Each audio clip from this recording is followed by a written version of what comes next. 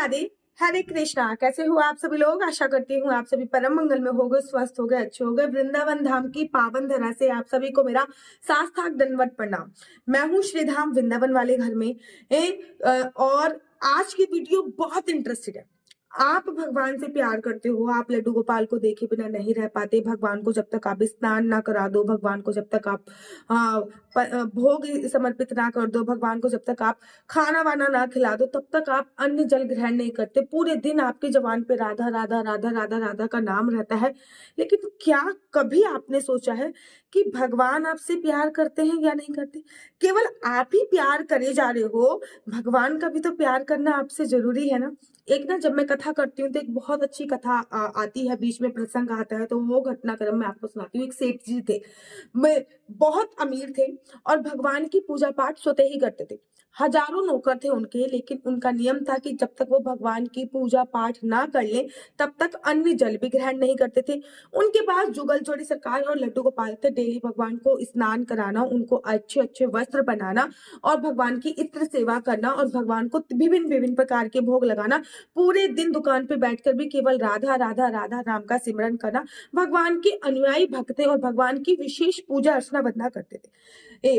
भगवान का नाम लिए बिना तो उनका जीवन ही प्रारंभ नहीं होता था। उनका दिन भी भगवान का नाम लेके ही प्रारंभ होता था और उनकी रात्रि भी भगवान का नाम लेकर ही प्रारंभ होती थी। एक दिन की बात है, वो रात को सो रहे थे। रात को सोते सोते उनके सपनों में नारद मुनि आते हैं। अब नारद मुनि जी के हाथ में बहुत लंबी लिस्ट होती है। अब भगवान सेठ जी कहते हैं कि भैया ये नारद मुनि जी प्रणाम, आपके हाथ में ये किस चीज की लिस्ट है? तो नारद मुनि कहते हैं कि मेरे हाथ में उन भक्तों की लिस्ट है जो भगवान से बहुत प्रेम करते हैं। अब सेठ जी तो खुश हो जाते हैं, इस लिस्ट में तो मेरा नाम सबसे पहले होगा। अब नारद मुनि जी एक एक करके सारी लिस्ट पढ़ना चालू करते हैं, पूरा लेकर एक से लेकर 1000 तक नाम गिनवा देते हैं। लेकिन उस लिस्ट में उस आदमी का, उन सेठ जी का नाम कहीं नहीं होता। अब तो सेठ जी को बड़ा गुस्सा आता है। गुस्से इतना ज्यादा तेज आता है कि क्रोध में उनकी नींद खुल जाती है। जब क्रोध में उनकी नींद खुल जाती है तो देखते हैं कि सुबह हो गई, शायद मैं सपने देख रहा था। अब पूरे दिन ना भगवान की पूजा अर्चना वरना तो ऐसे ही करते हैं, लेकिन उन्होंने सपना ऐसा देखा था तो पूरे दिन उनका जो मन था ना वो बड़ा उदास रहता है, बड़ा ही हल्का फुल्का सा मन रहता है। अब उन्होंने कहा कि भाई आज मैंने बहुत अच्छा सपना नहीं देखा।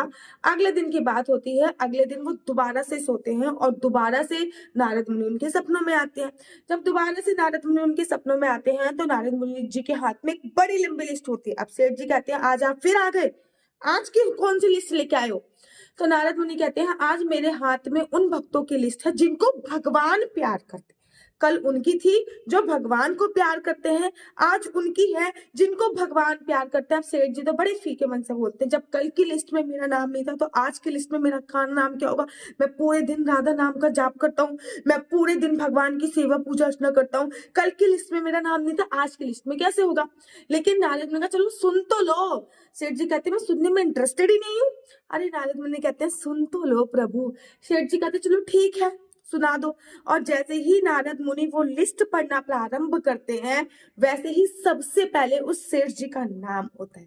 ये कथा हमें सीख दिलाती है कि आपकी भक्ति की लिस्ट में भगवान का नाम है या नहीं कोई जरूरी नहीं है, भगवान की लिस्ट में आपका नाम जरूर होना चाहिए।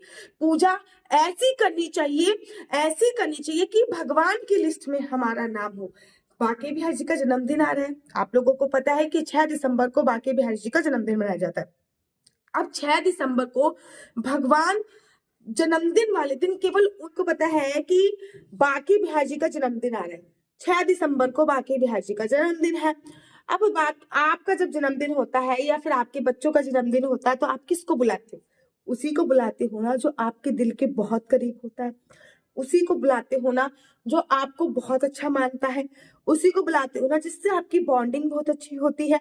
तो बांके बिहारी जी के जन्मदिन पे अगर आप श्रीधाम वृंदावन आ रहे हो या फिर घर पे भी बांके बिहारी जी का जन्मदिन सेलिब्रेट कर रहे हो तो आप अपने आप को बहुत खुश नसीब समझिए।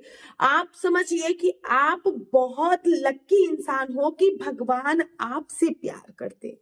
कैसी लगी आपको ये कथा मुझे कमेंट्स करके जरूर बताइएगा। मेरा नंबर है 4 बार 9 20 25 65। मैं दोबारा से रिपीट करती हूँ, 4 बार 9 20 25 65।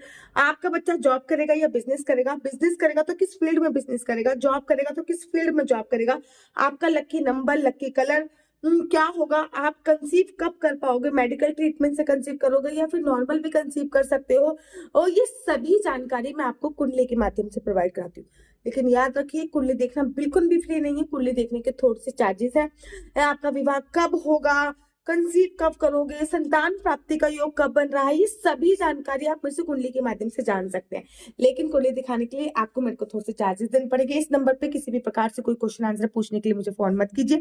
अगर आपको मेरी वीडियो अच्छी लगती है तो आप अपना यूट्यूब चैनल हरि बोल को लाइक शेयर सब्सक्राइब करना बिल्कुल भी मत भूलिए। तब तक के लिए मुझे दीजिए इजाजत। राधे राधे, हरे कृष्णा, हरि बोल।